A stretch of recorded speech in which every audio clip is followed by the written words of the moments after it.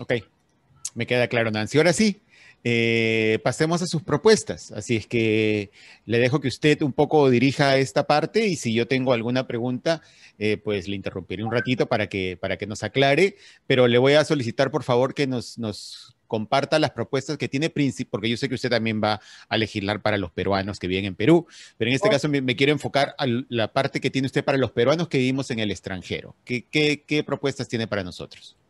Bueno, siempre nosotros, todos los peruanos en el exterior, tenemos una gran problemática. La gran problemática son los consulados, las quejas de todos nosotros, y que yo creo que hemos pasado por lo mismo. La modernización se viene dando a raíz de que justamente por la pandemia, nada menos que ahora, el 18 de este mes de febrero último, se ha modificado parte de un decreto que ha sacado el Ministerio de Relaciones Exteriores con respecto a las firmas digitales. En mi propuesta, cuando yo las hice, me acuerdo que yo puse modernización precisamente de todo lo que es consulados, comenzando porque como ahora estamos en una época realmente ya de tecnología, estamos en una época diferente, ya todo lo hacemos virtualmente, entonces es justamente propicio como para poder modernizarlo todo. Y se viene dando, pero no obstante, falta la sistematización. Y sistematizar queremos decir que vamos a articular también con qué, con RENIET. RENIET tiene una parte que son nuestros DNI, que todos ya deben de ser electrónicos, ya no deben de ser esos DNI azules, porque el DNI electrónico va a dar lugar a la identidad. Si yo necesito comunicarme con un consulado y el cónsul me va a firmar un documento, lo más normal es que él sepa, tenga tanta seguridad el que firma como el que también solicita. En este caso, nosotros los connacionales. Entonces, yo creo de que viene la complementación. A mí lo que me toca como congresista de ser electa, lógicamente, es incidir en que se haga una mejora en todo lo que es la gestión consular, en todos los sentidos. ¿Para qué? Para que no surjan los malos tratos, el que no tengamos que estar viajando de un lugar. Tú sabes lo difícil que es para nosotros ir a un consulado dejando de trabajar porque las distancias son muy grandes. Entonces, todo eso se evitaría si todo está sistematizado, todo está realmente ya con una nueva tecnología. Entonces, esa es la parte que me enfocaría con respecto a lo que es la fiscalización y en calidad de representación de toda la comunidad peruana, lógicamente, ¿no? También habría que ver, por la parte consular, también habría que ver qué pasa con todo lo que es las tasas consulares. Esas tasas consulares, hay un recaudo de más de 70 millones. ¿Y dónde va ese recaudo? ¿Nadie fiscaliza eso? Claro, porque todo eso, todo lo que significa recaudación, todo lo que significa el gasto del Ejecutivo, el Legislativo tiene que fiscalizarlo para saber en qué está gastando, cómo se está invirtiendo, por qué falta dinero en una cartera tan grande que tiene más de 700 y pico de millones asignados, ¿no? En su totalidad. Entonces, yo creo que por ese lado habría que incidir mucho porque parte de esas tasas consulares tendrían que ser redistribuidas porque hay una desproporción. Por ejemplo, ellos tienen también dentro de su reglamento consular lo que significan el Fondo de Ayuda Social Humanitaria y el Fondo Legal, o sea, el programa legal, ¿no? Dos programas diferentes, con dos partidas diferentes también. Pero ¿qué ocurre? Que son muy cortas para la cantidad o para las necesidades del connacional.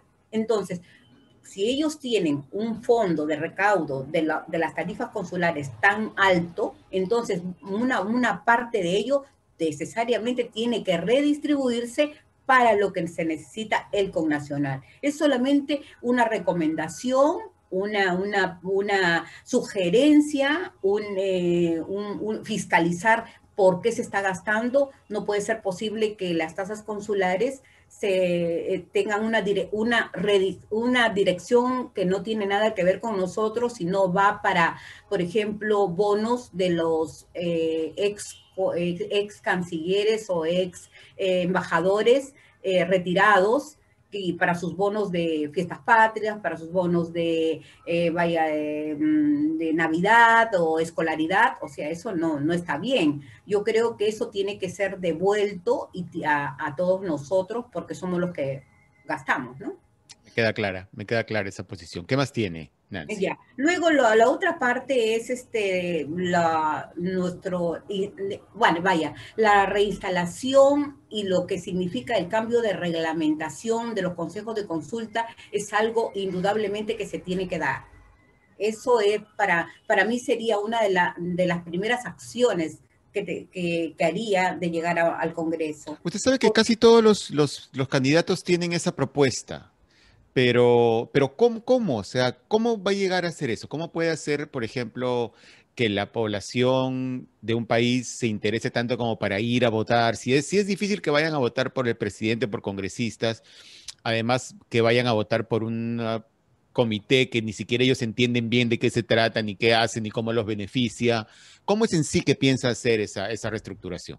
Ya, mira, existe, hace mucho tiempo, en el año 2010, se dio la ley de los consejos de consulta, que prácticamente ellos se elegían 5 consejeros en una comunidad, depende de la jurisdicción, eran 3, 5 o 9, para que pudieran ser el brazo articulador entre lo que es la comunidad peruana y el consulado. Tú sabes que el consulado no puede llegar a todos nosotros, pero si existen consejeros, entonces esos consejeros tienen que estar muy cercanos a la comunidad, a todos nosotros.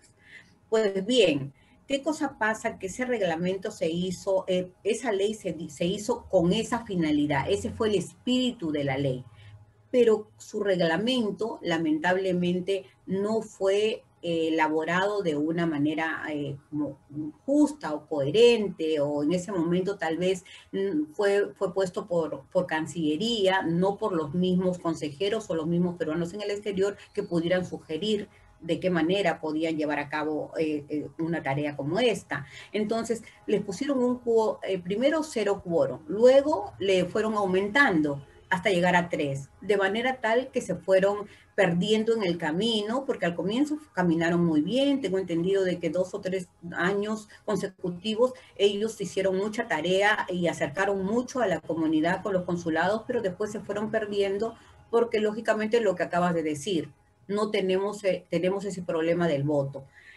A ver, ¿qué cosa haría yo? Por ejemplo, si yo en este momento me dicen, oye, Nancy, mira, tú saliste elegida y tú eres en este momento ya congresista te han elegido para ser congresista por peruanos en el exterior. Al día siguiente, yo tendría que estar hablando ya con Relaciones Exteriores y con OMPE.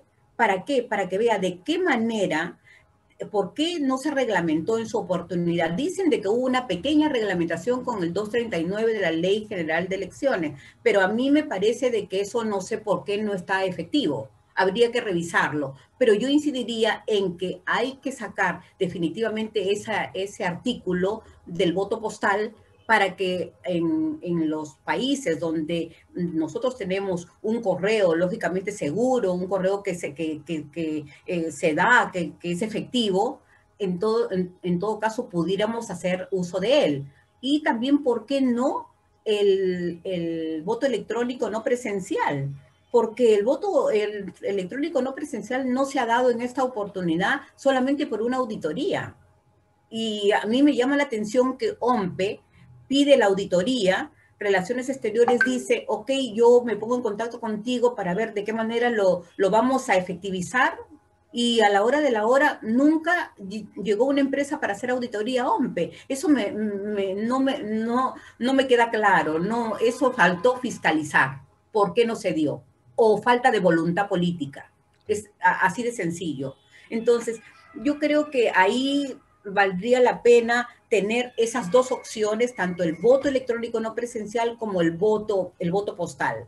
ambas que sean lo suficientemente activas, porque ahora ya estamos en otra época virtual, época de informática, y hay que usar la informática. Y Entonces, perdón que le interrumpa. ¿Y no se puede dar el caso que se haga la elección de ese comité junto con las elecciones generales presidenciales o por alcaldes o congresales? ¿No se ha planteado esa posibilidad? precisamente en mis propuestas estoy haciendo un cambio, proponiendo un cambio de fecha, porque yo no entiendo por qué pusieron septiembre. Bueno, el reglamento dice de que el consulado tiene que difundir todo lo que es la elección 4 meses antes, pero nunca lo hace unos días antes, o qué sé yo, o a lo mejor le pondrá un papelito afuera en la puerta del consulado y se acabó más nada. Entonces yo creo que sí, yo creo que habría que cambiar esa fecha. Yo tanto pensaba y decía, si una legislatura, si yo tengo que en este momento ser congresista, vaya, me pongo en la posición que soy congresista, y yo tengo que ir a hablar con Relaciones Exteriores, yo le decía, ¿sabe qué, señor? Yo no puedo comenzar mi tarea de congresista si es que realmente en ese momento yo no tengo a una persona, a un eje, a un brazo principal que me diga cómo está la comunidad, porque yo no voy a estar viajando todos los meses, ¿no? Entonces, esa es la labor precisamente de los consejeros de cada jurisdicción, de un consulado, ¿no? Entonces, yo les diría en ese momento, a ver, de qué manera podemos cambiar las elecciones si es que la legislatura comienza el día 27 de julio, el día 26 se instala, el 27 prácticamente comienzas tú a trabajar, ya tú tienes que tener listo los consejos de consulta, ya tienes que tener la elección y poder hacerse en esa fecha. ¿Por qué? Porque el congresista, ¿qué va a hacer al comienzo? Acuérdate que somos por primera vez, se están dando estos 2 escaños. Claro. Inclusive se va a tener que cambiar el mismo reglamento del Congreso. O sea, ahí hay una parte que es muy importante. Es por eso que para mí, ¿por qué incido en los consejos de consulta? Porque son los ejes principales del congresista, del nuevo legislador. Si no existen actores que nos vayan a facilitar un poco de saber la problemática de cada país, entonces, ¿cómo nosotros vamos a trabajar? Tenemos que tener actores políticos, ¿no? Correcto, correcto. Estoy de acuerdo. Es necesario que funcione. Sí, definitivamente. ¿Qué otra propuesta tiene para nosotros, Nancy? Bueno, otra propuesta muy importante son los convenios bilaterales. Mira, los convenios bilaterales de seguridad social lo tenemos casi la mayoría de países. ¿Qué ha ocurrido? Que todo lo tiene Relaciones Exteriores. Y Relaciones Exteriores siempre es lento como todo ente estatal, son servidores públicos y todo lo hacen pues lentamente, ¿no? Entonces, ¿qué cosa ocurre con nosotros? Por ejemplo, que hemos tenido, en el caso mío, por ejemplo, yo dejé, antes de salir al exterior, yo dejé acá 7 años de servicio. Y después, lógicamente, salí a trabajar al exterior.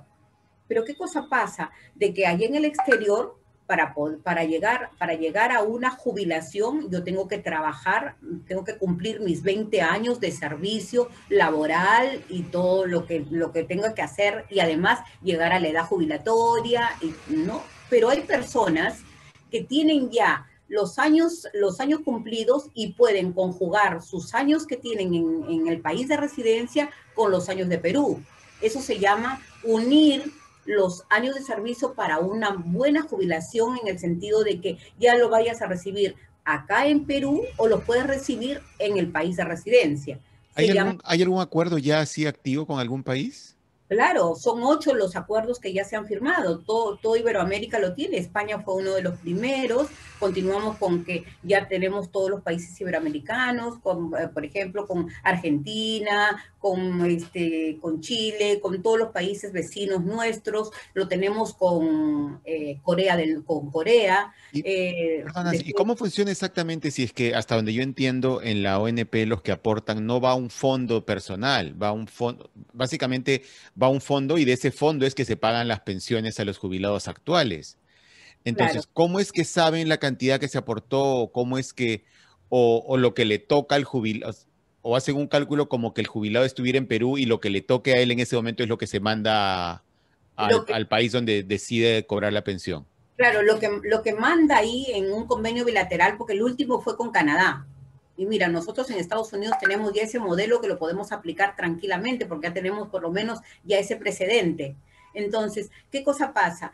Que la ONP es de ya hace un tiempo atrás, después ya pasaron todos a otro régimen que es privado de la AFP. No, Correcto.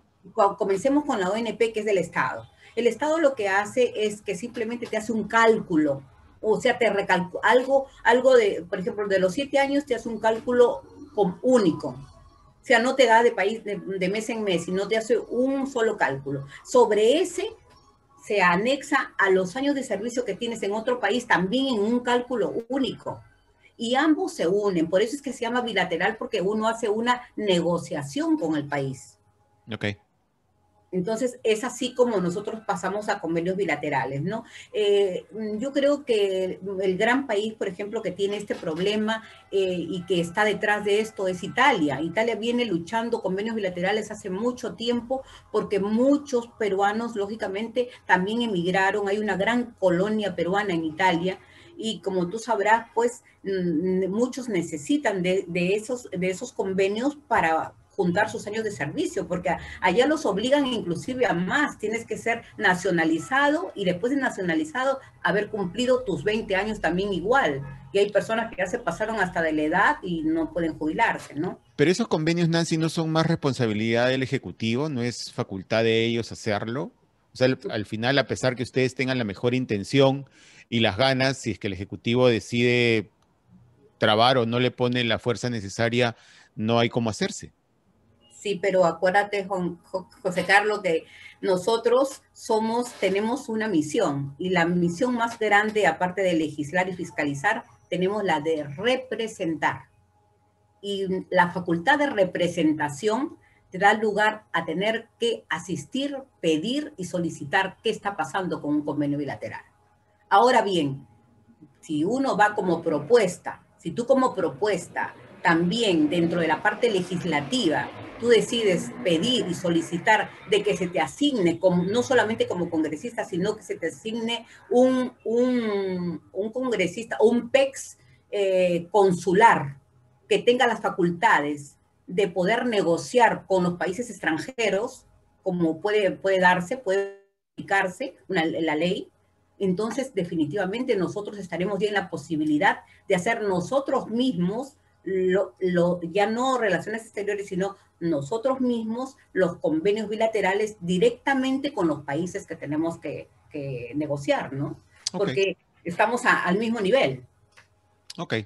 Queda clara también esa postura, Nancy. ¿Qué más? ¿Qué más tiene para nosotros? Bueno, y la ley de retorno es bueno, todos la tocamos, porque tú sabes que todos los que vivimos en el exterior y tú me imagino que habrás entrevistado ya muchos candidatos y tenemos casi las mismas propuestas, Casi pero todas son las mismas, sí. sí, Son muy casi todas parecidas, son pero las es mismas. comprensible, es Sí, natural. sí, porque es la misma problemática que nos globaliza prácticamente a todos, ¿no? La ley de retorno es lamentable que estuvo en manos de una mesa intersectorial con dos, prácticamente con la presencia de dos funcionarios de relaciones exteriores y todos los demás eran de diferentes carteras, ¿no? Migraciones, viviendas, salud, etcétera, etcétera, pero no de PECs. Entonces yo lo que me pongo a pensar, una mesa intersectorial sin la presencia de los PECs, entonces, ¿qué tipo de ley de retorno puede haber si no saben nuestras necesidades? Entonces, para ellos estaba claro de que nos daban incentivos tributarios para un homenaje de casa, para lo que es bienes, para lo que es, ¿no?, auto y esto. Y también, lógicamente, toda la otra reglamentación de reinserción laboral, porque el nombre es reinserción económico-social del retornante peruano, llamado ley de retorno, ¿no? Pero de reinserción no tiene nada, porque si tú lees todo el reglamento de la ley, todo lo que te dice es, hay una ventanilla única en el Ministerio de Trabajo, pero si tú vas al Ministerio de Trabajo no hay ninguna ventanilla única. Luego te dice, si tú quieres, vienes con tu título universitario, tienes que ir al Ministerio de Educación, ya no, ni siquiera a SUNEDU, porque no estaba SUNEDU, Ministerio de Educación, para ver de qué manera te facilitará el trámite de tu homologación de título y revalidación de título. Luego, si quieres cambiar tu licencia de conducir por lo que le llaman acá, pues el brevete, nada menos que también te facilitará ese cambio de brevete. Si quieres la salud, te ayudará en esto. Si quieres vivienda, te brindará ayuda en esto. Si quieres inversiones, pues producción te dará la capacitación. Pero todo está en un papel escrito que te facilitará, que te brindará, que te dará, pero no hay nadie que te diga, ok, a ver, esto es lo que tienes que hacer, mira, nosotros tenemos, por ejemplo, que ir a aduanas, tenemos que sacar nuestras cosas, cuánto dura, si realmente esas cosas que tú traes como bienes profesionales, como por ejemplo en mi caso yo traigo cosas de laboratorio, ¿están exoneradas de impuesto? Están, a lo mejor ni siquiera están, no tenemos ni siquiera una relación de las cosas de qué cosas pueden entrar liberadas de impuestos, si estamos exonerados o no. En el caso mío, si yo traigo una cosa adicional, pues muchas cosas mías se pueden haber quedado ahí en aduanas. Y es más, es tan burocrático, ni siquiera estamos como algo prioritario, presencial para el Estado peruano, sabiendo que un retornado peruano viene vaya, de alguna otra manera a quedarse en su país, a regresar después de haber trabajado mucho, de haber luchado mucho, de haber nosotros remesado durante tantos años, haber ayudado al país. Es natural que nos tengan que ver como personas dignas y honorables al regresar al país y nos traten bien con una ley que se ajuste a la forma como retornamos y que realmente sea buena. O sea, yo pienso de que esa ley se tiene que revisar completamente y que se tiene que modificar para esa ley de retorno. Ok. Luego hay una parte muy importante que lo he dejado para el final porque tal vez no es el común de las propuestas que sea de todos los candidatos, que nosotros tenemos que ver la parte jurídica. Si bien es cierto, en este momento se han dado 2 curules para los peruanos en el exterior, nosotros sabemos que estamos ya inmersos dentro de lo que se llama el sistema electoral, ¿verdad? Pero nosotros todavía no estamos dentro de lo que es el aparato jurídico. Jurídicamente hablando, debemos de sentar un capítulo principal de peruanos en el exterior dentro de nuestra Constitución. ¿Por qué? Porque simplemente debemos incorporarnos, integrarnos, vincularnos con el Estado peruano. Para eso para eso luchamos tanto por estas 2 curules, para que en algún momento nosotros pudiéramos insertarnos y ser parte activa de la política del gobierno peruano. Ahora que lo hemos logrado, lo primero que tenemos que hacer es sentar la columna vertebral, lo que se llama el esqueleto de lo que será todos los derechos del peruano en el exterior. ¿Basado dónde? ¿Dónde van a estar esos derechos? Sentados dentro de una constitución del Perú. Esa es la única forma que nos debemos integrar, vincular con el Estado peruano. De ahí, lógicamente, van a ser un instituto o un ente, el primer, tal vez, organismo público descentralizado para peruanos en el exterior, que de ahí es donde vamos a establecer las primeras políticas públicas que sean transversales con cada una de las carteras de todo lo que necesitamos.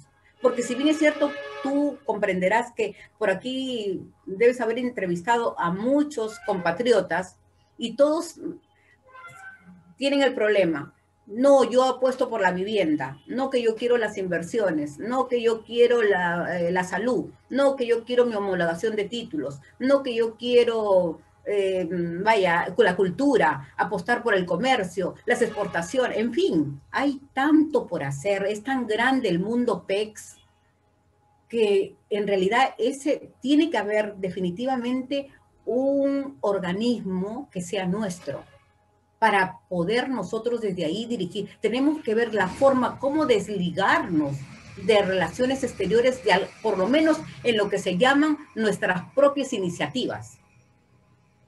Porque no todo el tiempo, que los consulados tienen que haber, sí, siempre va a haber consulados, pero para todo lo que es la parte de trámites, de todo lo que nos lleva, lógicamente, al gobierno, como son los pasaportes, los poderes, etcétera, donde tiene que firmar un cónsul. Pero todas las iniciativas nuestras que son de inversión con el país, de nuestros títulos universitarios, de todo lo que es la parte de vivienda, si queremos hacer, por ejemplo, queremos hacer el hospital de peruanos en el exterior acá en Perú, por ejemplo, si queremos hacer, tenemos grandes proyectos o iniciativas, lo podríamos hacer si tuviéramos ya un ente que sea nuestro y que tengamos nuestras propias políticas públicas. Ese es el punto en el cual pues tuve esa iniciativa en conjunto con un grupo de abogados, porque yo pensé y dije, si nosotros hemos ganado y hemos logrado después de tantos años 2 curules y ya estamos dentro de lo que significa la parte política, intervenir y ser artífices de lo que es el aparato del estatal, entonces también nosotros debemos de cumplir con todas las obligaciones que nos merecen nuestras propias políticas, o sea, las nuestras. Entonces, yo creo que eso se desarrolló de una manera bien pensada, y yo creo que hay que tenerlo mucho en cuenta porque es una de las cosas principales también que hay que hacer como medida legislativa. Sí, sí, no hay, yo solamente hasta ahora he escuchado a un candidato tener una propuesta sobre un capítulo para PEX en la Constitución, aparte de lo que usted menciona. Realmente no hay muchas, hasta ahora no me ha tocado muchos candidatos que tengan esa propuesta en particular. Están bastante claras las propuestas, Nancy. Yo solamente quería hacerle una pregunta más antes de darle un momento para que nos dé su mensaje final y que nos convenza por qué tendremos que votar por usted y por el señor Acuña. De una también entrevista que escuché de usted donde hablaba justo de su experiencia en Entel y de las compañías estatales o paraestatales, ¿verdad? Que va quizás en contra de gran parte de la opinión pública que entiende que las compañías estatales no son eficientes. Un problema palpable que tenemos ahora mismo de un Estado ineficiente es el mal manejo de la pandemia. Un año después no tenemos oxígeno. Es un poquito incomprensible ver cómo un curita de una parroquia puede conseguir una planta de oxígeno haciendo una teletón en su pueblo y el gobierno no puede traer plantas de oxígeno para sus hospitales, ¿no? Es cuando el ciudadano que así no le interese la política ve eso, entiende que tenemos un gobierno ineficiente, básicamente maniatado, que no puede hacer algo tan simple como traer un aparato que haga oxígeno para salvar vidas. Entonces, ¿cómo teniendo un Estado así podemos apoyar la intención de que se encargue de manejar otras empresas que se han visto que también no han sido bien manejadas? Por ejemplo, ahora mismo Petroperú es una empresa que económicamente está mal, que gasta más de lo que recibe, que gasta más en planillas que en lo que debería gastar produciendo como industria, como empresa. ¿Cómo podemos defender en este momento una empresa paraestatal, viendo la ineficiencia tan grande que tiene el Estado? O meritocracia. La meritocracia es muy importante en estos momentos. Sabiendo de que el personal, o sea, las horas hombre, son muy importantes en el sentido de la preparación que uno va teniendo, sabiendo de que realmente el aparato estatal siempre va a ser una, una parte de parte de Perú, del órgano del Estado, que es ineficiente debido a sus propias políticas. No es porque ahora tenemos un 25%, por ejemplo, de la parte estatal, pero camina. Con toda la corrupción que hay, o sea, igual camina. Ahora bien, ¿qué cosa pasa con las compañías paraestatales? Lo que llamamos, como decir, Entel Perú. Yo trabajé en Entel Perú. En Entel Perú, yo me acuerdo de que he sido una empleada de la plana ejecutiva, y sin embargo no teníamos este tipo de problemas tan corruptos como los que veo yo ahora en la televisión, por ejemplo. No entiendo qué es lo que está pasando. Yo creo que es un desmérito y una degradación del empleado, tal vez, o qué cosa es lo que está pasando. Algo tiene que estar ocurriendo para que haya un cambio tan grande. Por ejemplo, mira, en el año, te voy a hablar del año 90, cuando venden todas las empresas grandes del Estado. En ese momento teníamos alrededor de un 70% de empleados públicos privados. Todos ganábamos nuestros sueldos, no teníamos necesidad de robar a nadie, todos pagábamos de ahí nuestros impuestos, y quienes podían hacer uso de una corrupción grande eran los gobernantes de alto nivel, pero no los empleados públicos, no nosotros, los que estábamos en profesionales término medio, no, porque eso no se nos venía por la cabeza, no llegaba a nosotros eso. Entonces, ¿qué cosa ocurre? Cuando venden las empresas del Estado, miles de jóvenes nada menos quedaron sin trabajo. Ese 70% se redujo a un 25%. Y entonces estamos hablando de que el 50% se quedó en la calle. ¿Sabe lo que pasó? Con ese 50% se volvió ambulante. Ese 50%, muchos salimos al exterior a trabajar y a luchar, y menos mal que salimos, porque seguimos trabajando y nos superamos.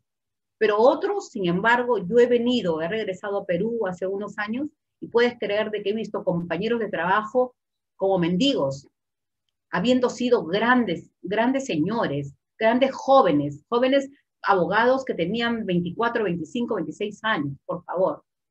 Sin embargo, están de taxistas.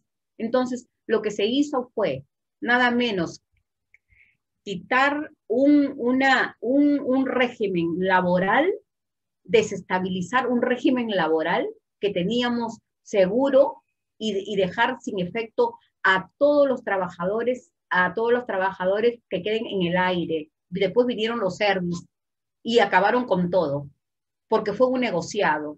Entonces, ¿qué hicieron esas personas que no pudieron salir del país? Se quedaron acá, y acá mismo se hicieron ambulantes e informales. Ahora están en la calle, no pagan impuestos, no aportan nada al país, y el país se fue deteriorando año tras año, hasta llegar a lo que ahora somos. Hasta el momento, ya un empleado, cualquiera del Estado, que ya no sea paraestatal, que sea de cualquier parte autónoma, ya sea del Poder Judicial, del Ministerio Público, de Transportes, de Vivienda, de cualquier parte del Estado. Sin embargo, ellos ya están proclives inmediatamente al soborno, a que te digan, hazme esto porque yo necesito. ¿Por qué? Porque faltan manos. Ya no es como antes, que habían muchos jóvenes teníamos trabajo. Ahora ya no. Ahora tenemos que estar buscando, o muchos jóvenes tienen que estar buscando la manera cómo entrar a trabajar. ¿De qué manera?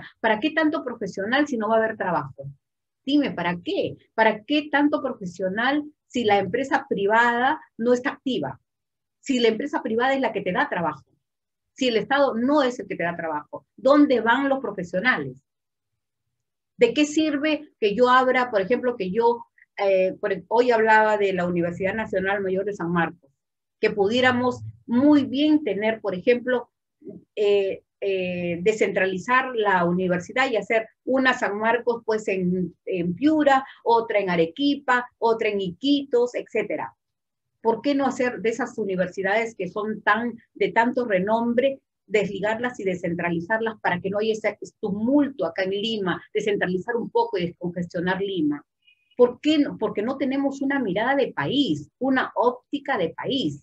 No sabemos dónde ir. Tenemos recursos naturales, pero no industrializamos nada. Entonces, aquí hay un tema de saber de que el nuevo presidente tiene la misión de mirar desde otra óptica el Perú. El Perú no puede venderse de la manera como se vende a extranjeros, sabiendo perfectamente que acá en su propio territorio tiene a todos los peruanos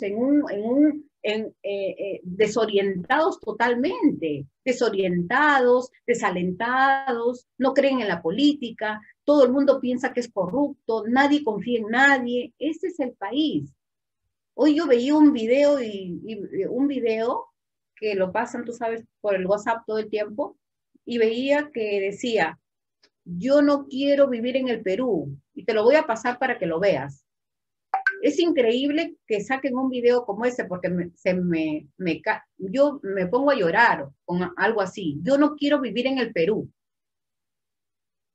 porque mi país es así y hablan de todo lo que estoy diciéndote yo ahora y te lo digo de corazón porque lo he sentido, lo siento y me da una pena terrible ver cómo está Perú. Y sí es verdad de que yo tengo toda mi vocación de servicio, como siempre la he tenido, de estar al lado de toda la comunidad del exterior para poder lograr hacer todo lo que necesitamos, pero también tenemos la misión y la obligación nosotros, los que estamos en el exterior, de ayudar a nuestro país. Soy de las personas que cree que allá hay grandes talentos, hay grandes profesionales, grandes científicos, que bien podemos traerlos a Perú para que nos ayuden a ver de qué manera se puede reestructurar, de qué manera podemos desarrollar, de qué manera podemos reactivar Perú y que sea un país como el que nosotros todos queremos. Yo te lo digo de corazón porque lo analizo todos los días, lo veo, a mí me ha costado mucho regresar, por ejemplo, a Perú los 2, 3 primeros años y sentirme mal cuando la cultura es diferente, cuando el orden es diferente, cuando no pagan impuestos, la gente no paga por impuestos porque simplemente no está acostumbrada a pagar impuestos, porque cuando uno va a otro país, si tú no lo pagas, pues simplemente te sancionan, acá no, acá simplemente no pagas y quedas tan libre como cualquier otra persona. No hay medidas drásticas que realmente le digan a un microempresario, a un empresario y a un gran empresario, todos tienen la misma obligación de pagar impuestos, si no, nunca vamos a desarrollarnos. Así de simple. ¿Por qué no se les da apoyo a los grandes profesionales que hay acá también, si pudieron hacer respiradores, si la vacuna también estaba acá, que también estaba la Universidad de Cayetano también estaba haciendo? ¿Por qué no se le da apoyo? ¿Por qué no apuestan por nosotros mismos? ¿Qué nos pasa? Entonces, esa es mi preocupación. Discúlpame que yo me pongo así. No, sí le entiendo, pero justamente por eso es que me llama la atención, porque, por ejemplo, sí dieron apoyo. El gobierno le pidió a la Universidad Nacional de Ingeniería que haga 47 respiradores, hicieron 5 en un año.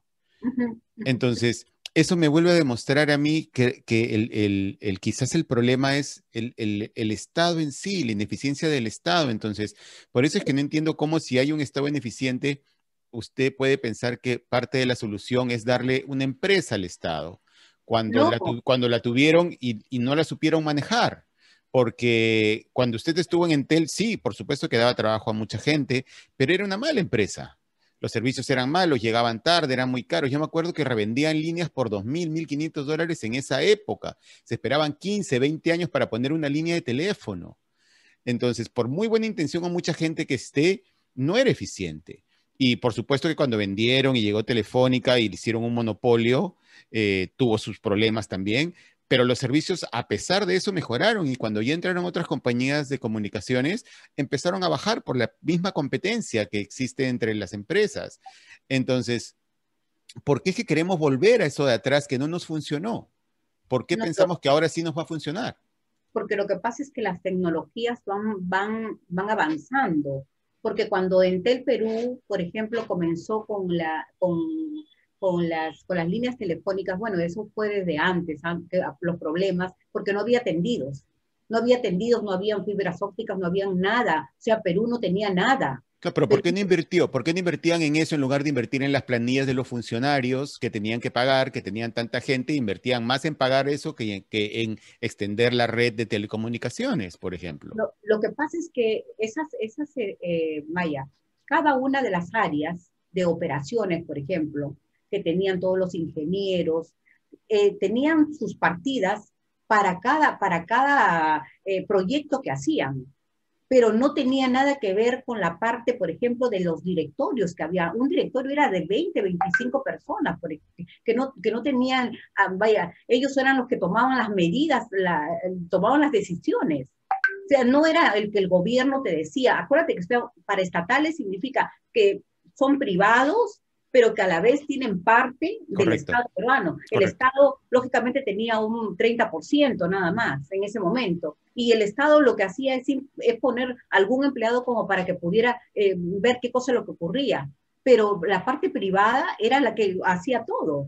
Todo era como, ¿cómo te puedo explicar? Como acuerdos entre ellos. El Estado también le convenía en ese momento. Ahora, de que qué tan eficiente era en ese momento, o por qué no se daban, por qué no se daban. Yo no, ya no recuerdo porque yo entré a trabajar en el año 82 en el Ministerio de Transportes y Comunicaciones, en la oficina del viceministro de Comunicaciones, y me acuerdo que ahí es donde estaba el tremendo problema de poner un teléfono, por ejemplo. Y nosotros, me acuerdo que llamábamos a Telefónica. ¿Para qué? Para que nos hicieran el favor de poner, de cablear ¿cómo se llama? La línea. La línea para que llegara a La Molina, por ejemplo, porque La Molina no llegaba a La Molina un teléfono, ¿no? Una cosa así.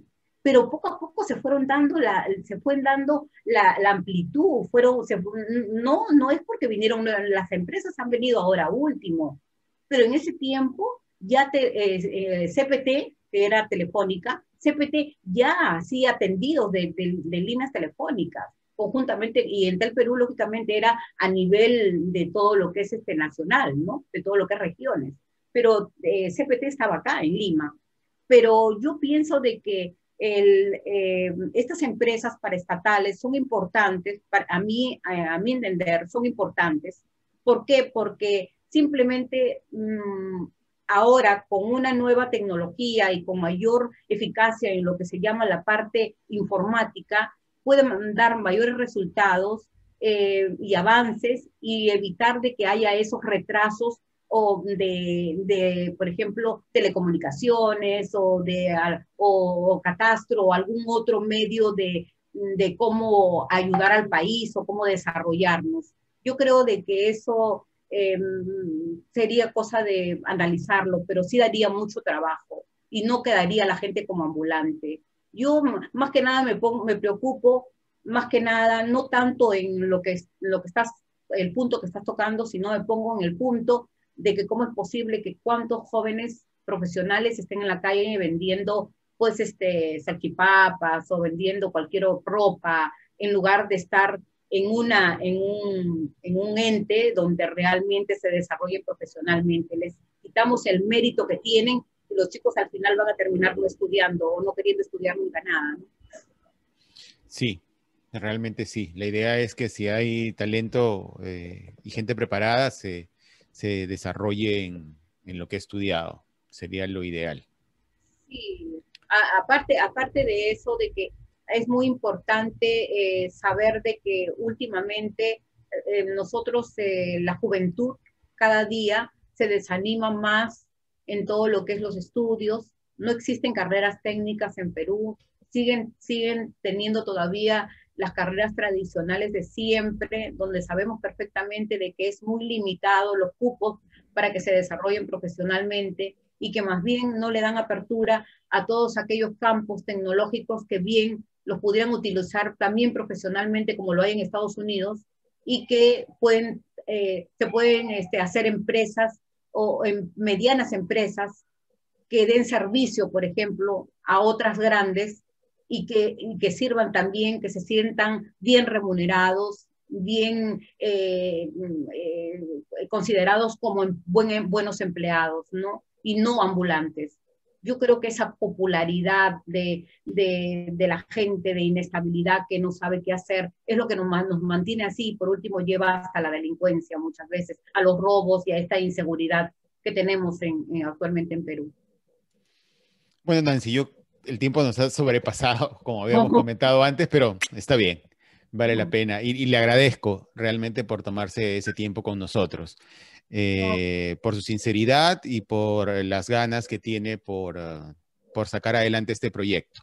Eso siempre se aprecia, sobre todo en un momento tan difícil para meterse a hacer política.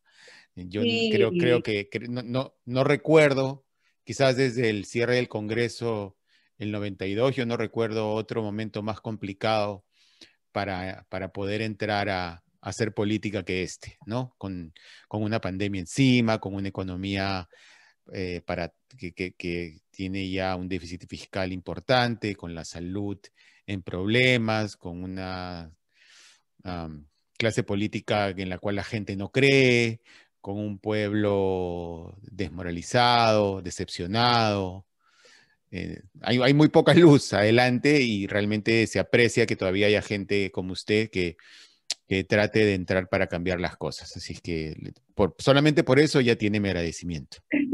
no, Juan Carlos, lo que pasa es de que llega un momento en la vida de una persona, cuando tú tienes siempre les digo a todos, cuando tú tengas que elegir, elige a una persona que tenga experiencia, pero sobre todo que mira su trayectoria. La trayectoria es muy importante porque de acuerdo a lo que tú has hecho en tu vida es como vas a seguir haciéndolo. Esa es la parte más bonita, pero ahora, de acuerdo a lo que tú dices, yo nunca me imaginé estar en un momento así. Ahora hablando contigo y a veces ni me acuerdo que estoy postulando al Congreso, con decirte, sino que me recuerdo cuando ya estoy en una entrevista y digo, oh, mira, nada menos. Cuando ve su número, cuando ve su número acá. Cuando veo acá digo, ay, mira, Maigar, estoy así, pero bueno, eh, entro en política porque uno se cansa de criticar, uno se cansa de estar indolente, porque me ha tocado ver casos muy difíciles, porque yo misma cuando he venido he visto una ley de retorno que no sirve para nada, porque yo no hice no me acogí nunca a una ley de retorno porque en realidad yo vine por otros motivos personales de salud y me tuve que quedar. Pero, ¿cómo te voy a decir? Veo también que al mismo tiempo soy una mujer de mucha vocación de servicio, en el sentido de que siempre he estado ahí al lado, a la vanguardia de todos los peruanos en el exterior, siempre. A mí, yo no sabía si iba a salir o no iban a salir escaños, y justo el año pasado, de ninguna manera.